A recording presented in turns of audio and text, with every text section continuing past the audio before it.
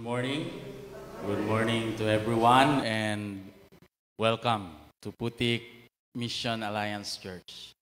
We praise the Lord for allowing us once again to gather today. And I would like also to welcome our brothers and sisters from the Gideon International Ministry. Si Kuya Noel Engalia with his wife, si Ma'am Angie Engalia, welcome. And also si Brother Johnson Lim. Welcome to Putik Mission Alliance Church. They are from the Gideon International Ministries. And later, they will be reporting to us and they will be giving to us updates regarding of the ministry of the Gideons. And this morning, I would like us to open our Bibles to the book of Ephesians chapter 6, verses 13 to 18. We are now on the third part series of messages that we have. And the first Sunday, we talked about fighting the battle within. And last Sunday, we talked about knowing your enemy. And this morning, I will be talking about the armor of God, preparing for spiritual battle. The Christian life is not a peaceful stroll, but a battleground. From the moment we receive Christ, we enter into spiritual warfare against the forces of darkness. Apostle Paul in Ephesians 6:13 to 18 calls the believers to put on the full armor of God to stand against the enemy's attack. This morning, we will explore each piece of the armor and its significance, and how we can apply it in our daily walk with Christ. Now, just follow with me, in Ephesians 6, verse 13, it talks about the necessity of spiritual armor. Bakit natin kailangan, the necessity of spiritual armor? It says, therefore, take up the whole armor of God, that you may be able to withstand in the evil day, and having done all, to stand firm. So si Apostle Paul, next slide please. Si Apostle Paul makes it clear, klaro, that we are in a war. Tali kita na gera. Not against flesh and blood, but against spiritual powers. In Ephesians 6:12. Our enemy, Satan, is relentless. Hindi gatele, tadeskansa. Seeking to steal, he is seeking to kill, and he is seeking to destroy the children of God. However, God has equipped us with spiritual armor to stand firm.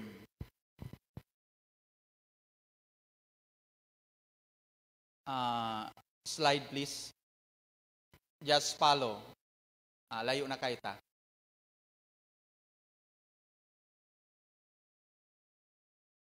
The necessity of spiritual armor. Okay na. So, the phrase whole armor suggests that every piece is important. When Apostle Paul says that put on the whole armor, he simply means that every piece of the armor is very important. No part can be neglected. So our ability to withstand implies resistance and steadfastness in faith. Now, victory in spiritual warfare does not come from human strength, but from divine empowerment. So the armor signifies God's provision for His people, ensuring that we are fully equipped for battle. So, Apostle Paul has this in mind. Sabi that the moment you have decided to follow Jesus, our enemy, Satan, is not happy. And he will do everything in his disposal to disturb us, to distract us in our relationship with the Lord. That is why, sabi ni Apostle Paul, you do not go to battle unprepared. So sabi niya, put on the whole armor. It suggests that every piece is essential. Why? Because victory in spiritual warfare does not come from human strength, but from divine empowerment.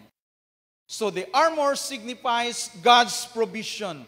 His provision is available so that we could always live a victorious life.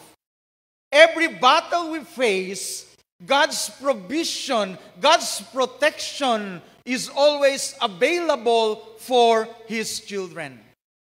So this armor signifies God's provision for His people, ensuring that none of His children are unequipped for battle. So God's provision is there.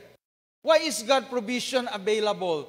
Because it is always in God's mind that we are to live a victorious life.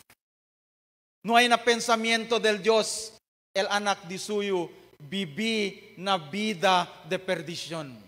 No? To live in a loser's life, but what's in the mind of God, that each of His children will live a victorious life. So how can we live a victorious life? It is from the divine empowerment, not by our own strength and abilities. So we are being reminded when Apostle Paul said, put on the whole armor, he simply means that each part of the armor is essential for our victory. Now, in verse 14, it says, stand therefore, having fastened on the belt of truth. A Roman soldier's belt secured his armor, and it provided stability in everything. In other words, the belt hold every piece of armor in its place. No? Ele taagara con el todo mga armor. So, once el belt dito usapa, what would happen to the rest of the armor? Tiene tendency, it will not be on its place where it is supposed to be. So, the truth, no, the belt of truth or the truth is foundational to or for the believer. No, el verdad, no, cosa ba kita entende, no, about the truth con el verdad? It is very important for us to understand the truth because Satan is the father of lies. He will deceive everyone, no? Manada kosa mga strategy, no, to deceive us. But Jesus declared, He said, you shall know the truth, and the truth will set you free. John 18, verse 32. So the truth of God's word keep us from being deceived. It is very important that we arm ourselves with the truth from God's word. Onde ba el verdad dituyo estaba. Akin na mga fake news na social media. Or el dituyo verdad. Estaba na palabra del Dios. The truth of God's word keep us from being deceived. No matter what the world will inject into our minds, no matter how they try to influence us, to deceive us, but if you know the truth from God's word, it will keep you and me from being deceived. So debe, como un Kristiyano, it is very important for us to know the truth that is from God's word. Kay baka kene lang kanatun kenya anda alya, abla, ansina, then el dito'y response, ano sabi man yun si? Ansina gali si? No?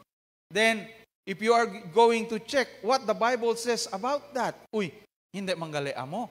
So, there's a tendency, no, that Satan will use all his strategies to deceive us. But if you know the truth of God's word, it keeps us from being deceived by Satan. Personal integrity and honesty in our lives ensure that we are not vulnerable to the enemy's accusation.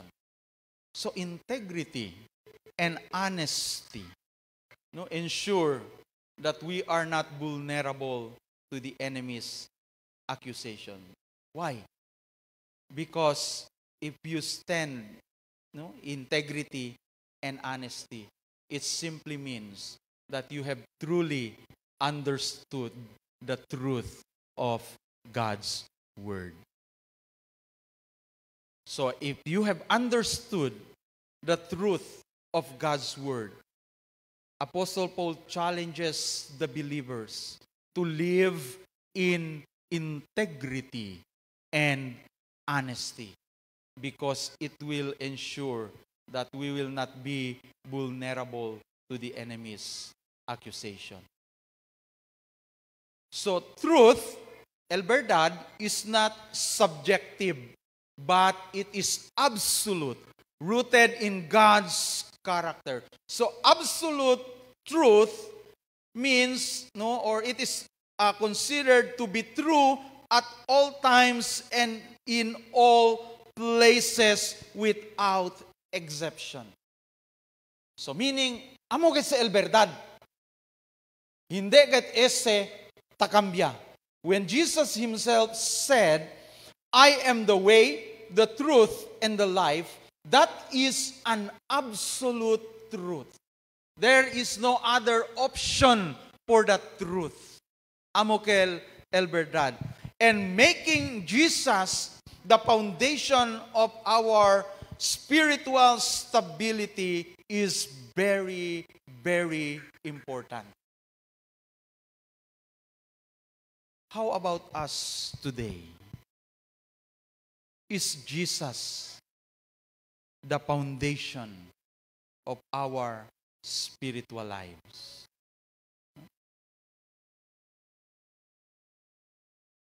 We are being reminded this morning that when Jesus said, I am the way, the truth, and the life, that is an absolute truth. There is no other option for that. That is why it is very important that we, as a follower of and believer of the Lord Jesus Christ, that we should always make Him the foundation of our spiritual lives. Knowing the truth is knowing who Jesus is. And if you know who Jesus is, knowing who Jesus is will be able to make you stand firm no matter what.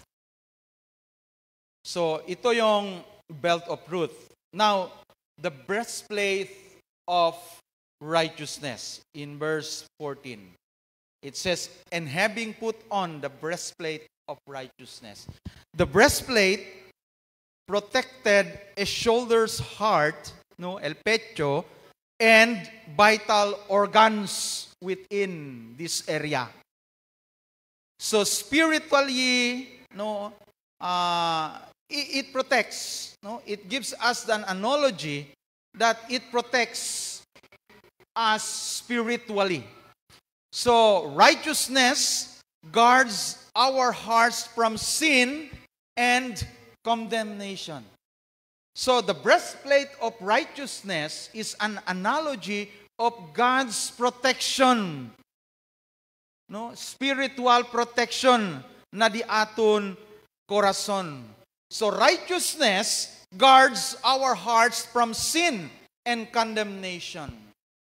So we have this called imputed righteousness and practical righteousness. So imputed righteousness, through faith in Christ, we are declared righteous. No? Through faith in Christ. Practical righteousness is this. As believers, we are called to live a holy lives. So our righteousness does not come because we are good, but our righteousness comes from what Jesus has done for us. Every time God sees us, He can always see the righteousness of God covering us rather than the sins that we have committed before God. So in other words, without God's righteousness covering us, we are standing in shame before God. We are standing naked before God. But because of what Christ has done for us on the cross, God's righteousness is like a cloth covering us, that every time el Diyos tamira ka naton, hindi na leta pwede mira el pecado di aton, but what He can see is the righteousness of Jesus covering us from our sins. It is through faith in Christ that we are declared righteous. El di aton fe kun Jesucristo, amoya deklara ka naton righteous. And now that we are declared righteous before a holy God, as a believers, we are also called to live a holy lives. So, Satan is the accuser. Every time Satan will accuse us, he will always accuse us of the things that we have done in the past. Ase sa ele akorda ka naton what you have done before. But as sons and children of God, our righteousness in Christ is what defends us from the accusations of Satan. Every time Satan, apla ka naton, porque man to taanda-andal in iglesia, ansina man to the antes, burachon man to, manada man to pecado. Then, you can always say to Satan, that is who I am before. And this is what I am today as a child of God. Yes, I have committed failures. I have committed sin against God. But I am redeemed by the blood of Jesus. And now, the righteousness of Christ in me is that what makes me righteous before a holy God. So, Satan will keep on accusing us. So, living righteously strengthens our defense against spiritual attacks. And in verse 15, the shoes of the gospel of peace. It says, and as the shoes for your feet, having put on the readiness given by the gospel of peace. So a soldier's shoes ensured stability and mobility. No, amos el purpose del sapatos or del combat shoes. It ensured stability and mobility.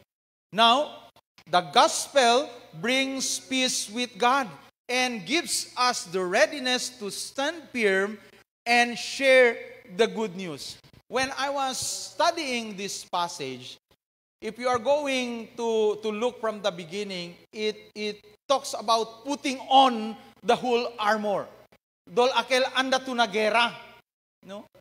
But liga in verse 15, no? Ko sa klase gera gali este anda tu. If you are going to a war, it simply means there is war, there is destruction. But in verse 15, ko sa onde gali ta prepara el tan put on el whole armor, onde gali kita anda to bring the message or the gospel of peace. So in other words, God equips us with the armor because Satan doesn't want us to go and bring the gospel of peace. Taanda pa lang kita, taan attack ya kanaton si Satan. So in going, no, God equips us with the spiritual armor so that every time Satan attacks, we can stand firm and not go backwards. No, the purpose of the armor is that every time Satan will attack, we will stand firm and face the attack. Hindi kay kore kita padedetras. Because the moment we stand firm, it allows us, even though little by little, it allows us to move forward. So every time Satan attacks us, the challenge is put on the whole armor and stand firm, para duro. Resist the enemy. Do not run from the enemy because you will never win if you run from the enemy. So, ang sinagali el instruction, si una-una, miratu, it is like you are equipped to go to war. But you are, each one of us, you and me, we are equipped by God to bring the gospel of peace. So, hindi gali kita otro gera tanda. We are being equipped to bring the gospel of peace. Why? Because in bringing the gospel of peace, it destroys the kingdom of the enemy. Advancing the message of the gospel, it destroys Satan's strongholds. It destroys enemies' camp. So, ansi na klase kita taase.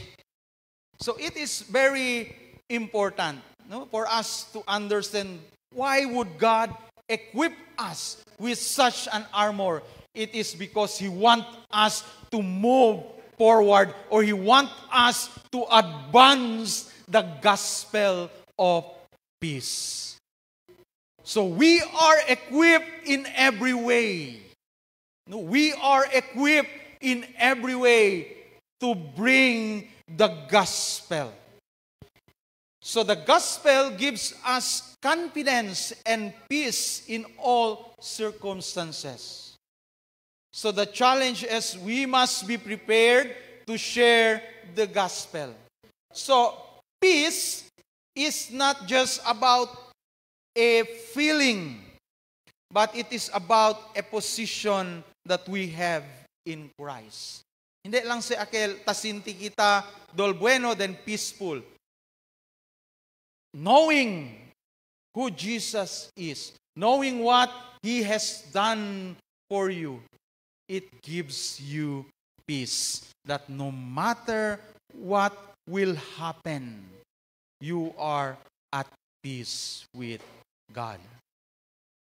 So it is not just a feeling, but it is a position in Christ. And evangelism is an essential part of spiritual warfare, advancing God's kingdom against the kingdom of darkness.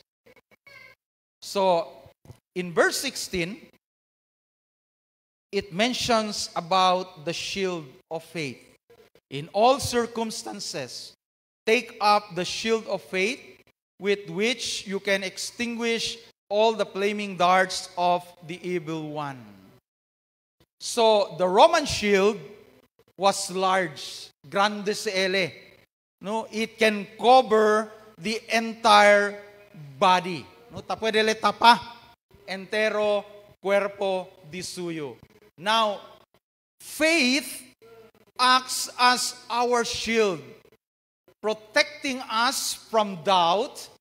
It protects us from fear, and it protects us from temptation. Now, let's see Satan's flaming darts. Kosa ba si Satan tausa para tira con el mga anak del Diyos? He will use lies, questioning God's word. In Genesis chapter 30 verse 1, yaablale kun Eve, did God really say that? When God gave the order, you can eat from everything, but not from this tree. Pero ko saya asi si Satan, cuando talyagat si Eve tamira-mira con el fruta, no, taabla sila apple daw. Si Amerikano to apple. Pero si de akito de Sambuanga guyabas. No, kay amo man si Manadali, tamira-mira daw si Eve na guyabas, bimbunito manggayo. Then abla si Satan, ya habla, siguro ba to? Ya habla el Diyos na numatu con ese come? No? Lies. Questioning God's word. And sometimes Satan is very effective in this strategy. He makes us question God's word. Another is discouragement. Amuste el mga armas di Satan, making us feel unworthy or abandoned. Chenebes, idol, hindi manggayot yo Juan Ali, hindi na lang yo anda na iglesia. No? In most cases, no, chenebes sa uwi kita dol, este iglesia, para de mga riko lang man este, iyo, hindi man yo riko, hindi na lang yo anda na iglesia. Sometimes Satan uses this strategy and he's very effective. Discouragement, making us feel worthy or abandoned. And it saddens my heart as a zone supervisor in Zone 3, Aquino Putik, from Putik to Licomo, boundary, no, amo sa diaton area na Zone 3. Because I heard that tiene uno pastor, yan retired yaele, then ara, nukeriale anda na iglesia. Because he was discouraged. No? Kay tiene mga reasons na tiene el sentimiento na no hay gat konele ken ya anda bisita, no? So that is why he felt abandoned. And sometimes Satan uses situation like that to deceive us, to make us discouraged. Just try to imagine you are in the ministry until you retire. Then ara pa ba to kita discouraged? Of all those things that you study, of all those things that you preach, of all those things that you have encountered of who God is. Akilya pwede tuman testify si Ken el Dios. Then, Ansina lang ba? No? It is very important because Satan's flaming darts or his weapon are so effective that when he uses it, tatupa gayot kanatun. So, it is very important for us to note flaming darts this Satan. Because discouragement is making us feel unworthy. Not only unworthy, it makes us feel abandoned. So, Satan discourage kita, tasinti kita abandoned, instead of going to the fellowship of believers, we isolate ourselves from the fellowship of the believers. What happened? Would there be a spiritual growth if you will isolate yourselves from the fellowship? No. Perhaps you will be an easy target for Satan. So another dart Satan uses is temptation. Cosa baste temptation? It is leading us into sin. And if we are not careful enough, then we will be able to commit sin. So temptation is simply leading us into sin. Taliba lang kuntigo, tan introduce kuntigo. Si Satan, aki bem bonito gets sticky. No? Aki bem bahali kayot. No? Aki, he will lead you into sin. If you are not careful enough, there is a tendency that you will be able to commit sin. So, amos mga flaming darts di Satan. Lies, discouragement, temptation. And none of us are exempted from this. But even though we are the target of Satan, God had provided us an armor. He equipped us so that every time Satan will attack us, we will not run, but we will stand firm because we are protected by God. Amo sig el Dios quiere entende kita that even though the reality of Satan's strategy, ta pwede kita experience siya, we are fighting spiritual battles, but God equipped us so that we can stand firm. The armor is a reminder that no matter how much battle we face in life, we can always stand firm because God is our protection. So faith grows from hearing God's word and trusting God's promises. It shields us from doubt. So when you are doubting, si tiene mga question na dito yung pensamiento, go to God's word. Read God's word. Meditate the Bible. And trust God's promises. Because when you trust God's promises, it will shield you and me from the doubts that Satan is striking us with. So, bien importante. So, faith, el fe, is not a blind trust, but confidence in God's character and His word. And victory is not about avoiding attacks. No, again, victory is not about avoiding attacks, but standing firm in God's truth. In verse 17, we are being reminded about the helmet of salvation. The helmet of salvation protects the head, symbolizing the mind. So salvation gives us assurance and security in the Lord Jesus Christ. So the challenge is we must renew our minds daily with the Word of God.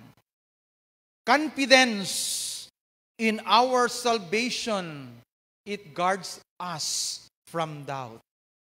Now, theological significance, no, that salvation is a past event. No, amo si tala makita na theological word is justification. We had already been justified by God. Now, sanctification is the present process of our salvation. Sanctification, we are not yet perfect, we fail, but God's grace is always there to lift us up. Tasi ka natin lebanta so that we can keep on moving. God does not right away condemn us when we fail. No, sanctification is a present process. And glorification is the future hope. So, salvation, no, is a past event. When Jesus died on the cross, it is once and for all to those who believe or who will believe in Him. And yet, for those who believe in Him, kita talama ese sanctification, the present process, no? Our moldings. No? When we fail, we stand up. We go back to God. When we fail, God does not right away condemn us of our sins, but He will always give us a chance to stand up and keep on moving forward. So, the enemy seeks to attack our identity. No? Nakikit ko sa otro, taas si Satanas. He will just keep on deceiving us. He will keep on attacking our identity. But our salvation is secure in the Lord Jesus Christ. In verse 17, the sword of the Spirit. It says, which is the Word of God. The sword was a weapon for offense and defense. Now, the Word of God is our weapon against the enemy. No? Let's go back to Matthew 4:11, the temptation of Jesus. Jesus used scripture against Satan. No? Manada kayot si Satan's statement, yadali kun Jesus.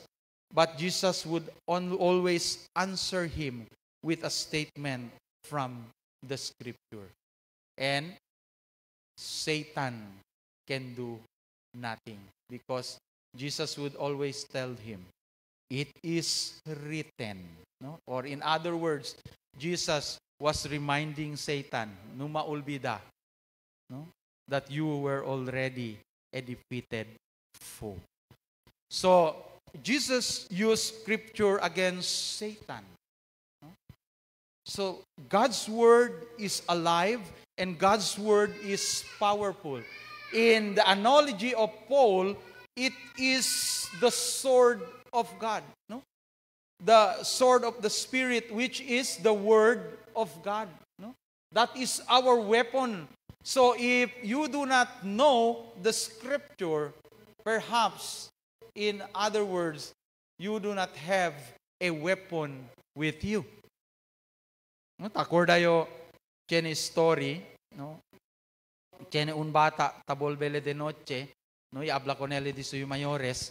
Si chene tuta uwi mga kikik, mga kwak-kwak kay namonte, no? Man memorize lang to scriptures, no? Kay tachene miedo el mga buruho. Naaratabol be el bata. No? Ya uwi man le chene kwak-kwak. Na nervyos del bata, ya hablale, John 3:16, the Lord is my shepherd, I shall not want. Habla tamen el kwak-kwak. Mali, Kel. Psalm 23, Kel. Sabi Jose. No? So, perhaps, no, it reminds us that the Word of God is alive and powerful. That everyone Satan would attack us, we can always stand firm. We can always fight him back. Not with our own strength, but with the Word of God. Because the Word of God is alive and powerful. So, quiere decir, kita también, manada kita, bala. No? Si LD2U verse, John 11:35 lang, palta gayot dito yu bala. No? Siguro, habla contigo si Satanas, may bali otro verse, kansaw yaman nyo kung sa uwi John 11:35, Jesus wept. Yura lang si Jesus. So, we are being encouraged to study the Scripture, memorize the Scripture, and take it by heart. So that when Satan will attack us, we will be equipped with the Word of God. So, amo say encouragement. So, God's Word is living and active. And it is a weapon against Satan's deception and temptation. No? Como habla yo enante, el absolute truth, el verdad estaba con Dios. Hindi ese ta cambia hasta para cuando.